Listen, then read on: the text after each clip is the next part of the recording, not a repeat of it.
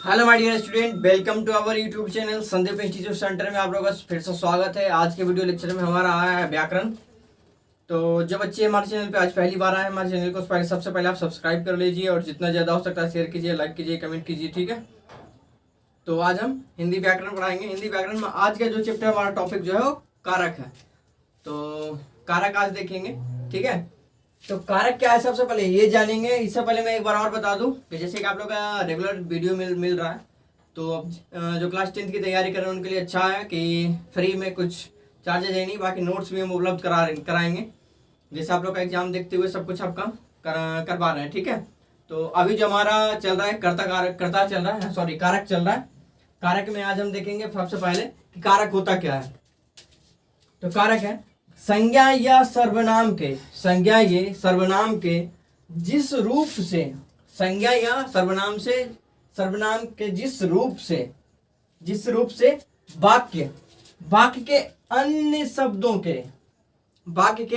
शब्दों के साथ उनका संबंध मतलब रिलेशन, संबंध सूचित हो, उसे हम कारक कहते हैं।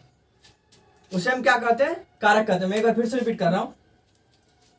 संज्ञा या सर्वनाम के जिस रूप से वाक्य के अन्य शब्दों का, वाक्य जो है उसका अन्य शब्दों का जो भी है क्या होता है, उनका संबंध, उन लोगों का क्या है, संबंध सूचित हो रहा हो, उसे हम क्या कहते हैं? कारक कहते हैं। कारक से आपको क्वेश्चन आता है हिंदी व्याकरण में। कारक से क्वेश्चन आता है, समास से क्वेश्चन आता है, संज्ञा से आता है, बहुवचन से आता है। ये सबसे 1 नंबर, 2 नंबर, 4 नंबर इस तरफ से क्वेश्चन आते हैं। ऑब्जेक्टिव में भी आते हैं, ठीक है।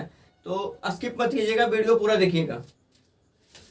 तो उसे हम क्या कहते हैं? कारक कहते हैं। अब सबसे बड़ी चीज होता है कि कारक के भेद कितने होते हैं। ये हमेशा कंफ्यूजन कभी कभी रहता है कि कारक के भेद कितने होते हैं। तो कारक के टोटल हिंदी में जो होते हैं हमारा 8 भेद होते हैं। कितने होते हैं? 8 भेद।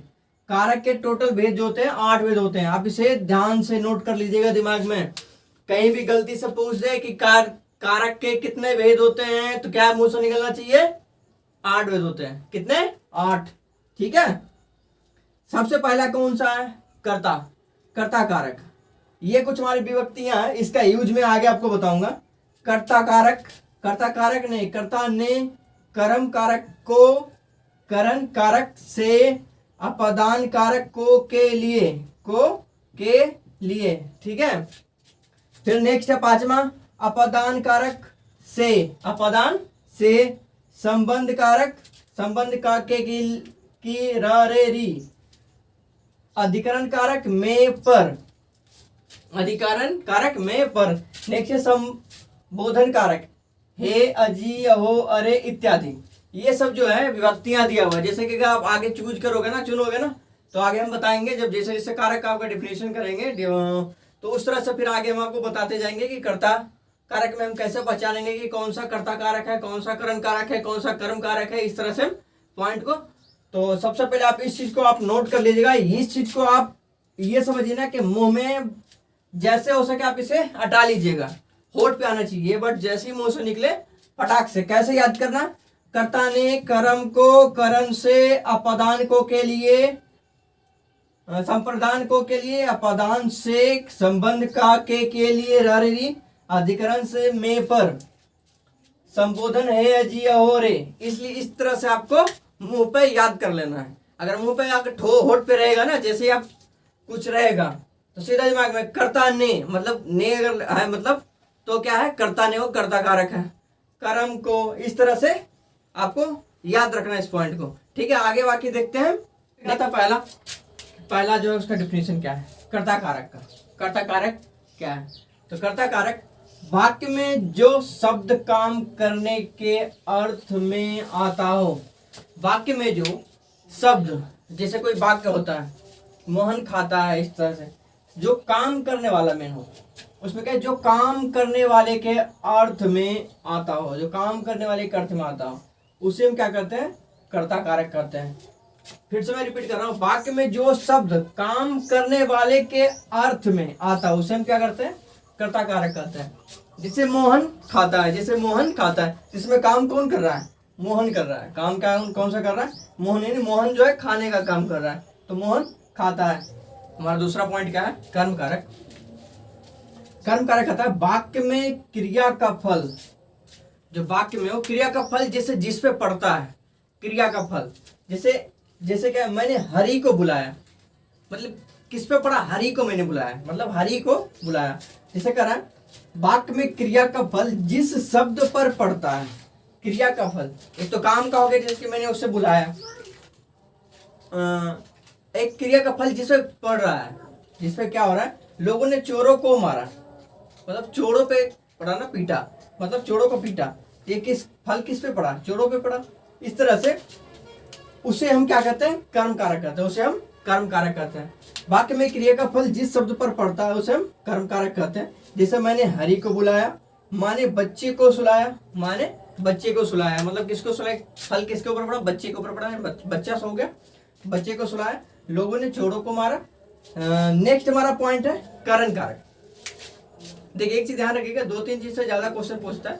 एक आपको वाक्य दे देगा, उसमें लिख देगा 4-5 लाइन की वाक्य दे देगा, उसमें आपको चूज करना होता है कि कौन सा प्रधान कारक है, कौन सा संप्रदान कारक है, कौन सा करण कारक है।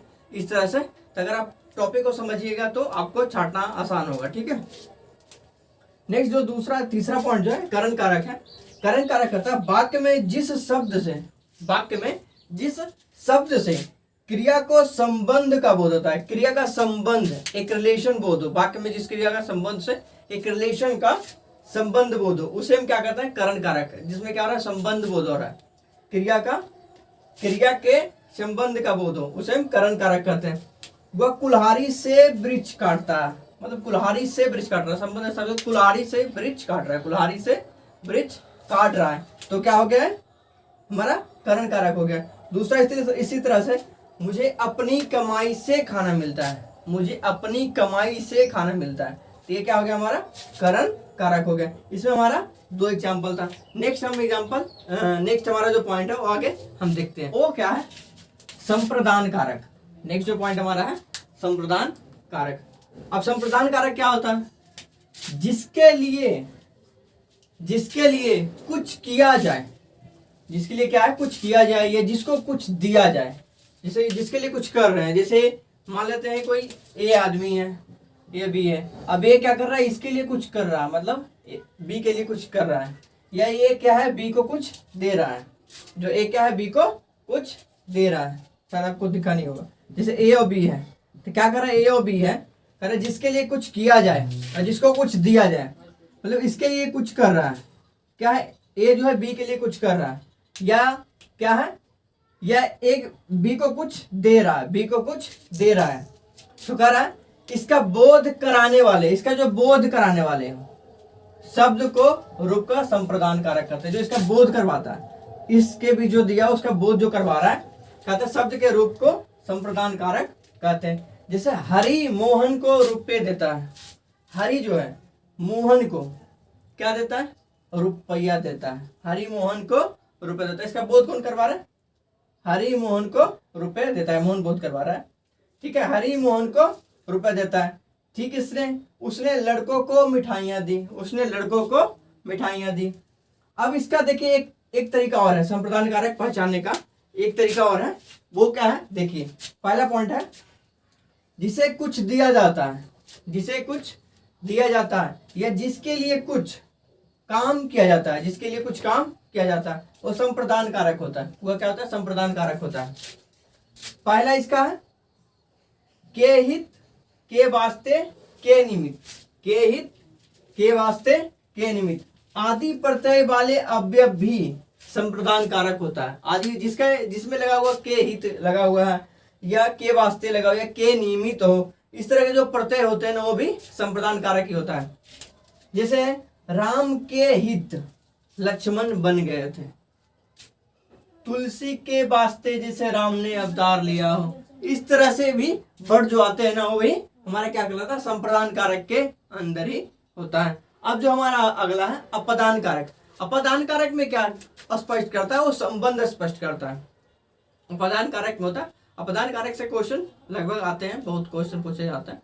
तो अपदान कारक मतलब क्या होता है, उसमें जैसे संबंध एक दूसरे से स्पष्ट करते हैं। जैसे हिमालय से गंगा निकलती है, हिमालय से किससे टूट के निकलती है, हिमालय से टूट के गंगा निकलती, वो अभी हम तो अपदान कारक में क्या है, संज्ञा के जिस रूप से, संज्ञा के जिस रूप से किसी वस्तु के अलग होने का भाव स्पष्ट होता हो, किसी वस्तु के अलग होने का भाव स्पष्ट होता है, उसे हम अपादान कारक कहते हैं। जैसा अभी मैंने जस्ट बताया, हिमालय से गंगा निकलती है, हिमालय से गंगा क्या हो रही है, अलग हो रही है, मिल नहीं रही है, क्या हो रही है, पृथक हो रही है, अलग हो रही है।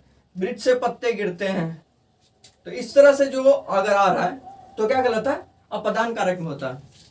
तो आशा करेंगे कि आप लोग को ये वीडियो अच्छा लगा होगा, और जितना जितना ज़्यादा शेयर कीजिए प्लीज़। तो आज के लिए फिलहाल इतना रहने देते हैं, ठीक है।